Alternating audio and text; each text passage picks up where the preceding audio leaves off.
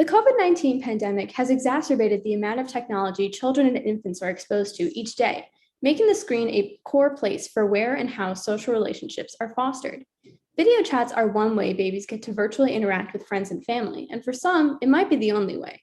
This leaves us with many questions about how babies learn socially through the screen, as well as what factors predict the best quality video chats. The Zoomers and Boomers project at Georgetown University conducted a study led by Strouse et al. In 2021, aiming to predict how the many components of a video chat, both physical and virtual, impact how grandparents perceive their closeness to their grandchildren, as well as their general enjoyment from these video calls. The study involved over 1,300 grandparents with grandchildren 5 years of age or under residing in the United States and Canada.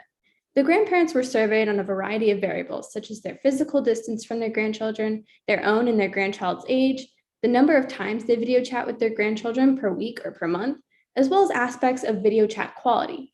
Video chat quality was measured based on how much of the video was focused on the baby versus the parent, the activities taking place, and interactions with the parent, to name a few. Based on these variables, grandparents were asked to make an assessment about their perceptions of closeness to their grandchild and their enjoyment while on these calls. Many of the aforementioned variables significantly predicted how grandparents perceive their quality of virtual interactions. In terms of feelings of closeness, this was most predicted by the frequency of video chats when the physical distance between the families were controlled for, as well as whether they had met their grandchildren in person before, seeing as the study had been conducted during the heat of the pandemic. Meanwhile, feelings of enjoyment were best predicted by a greater physical distance between the grandparent and the grandchild. Many other factors played a role in predicting both feelings of closeness and enjoyment, such as the variety of activities taking place during the call, as well as the age of the child.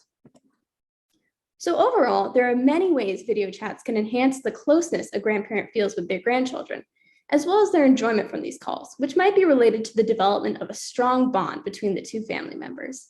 The results of the study may also extend to other relationships between family members and children, as well as different circumstances of separation, such as divorce, deployment, and travel. Lastly, it also means that there probably is a lot we don't know, and the Early Learning Project is currently collecting more data that will allow us to learn more about grandparent to grandchild interactions on video chat.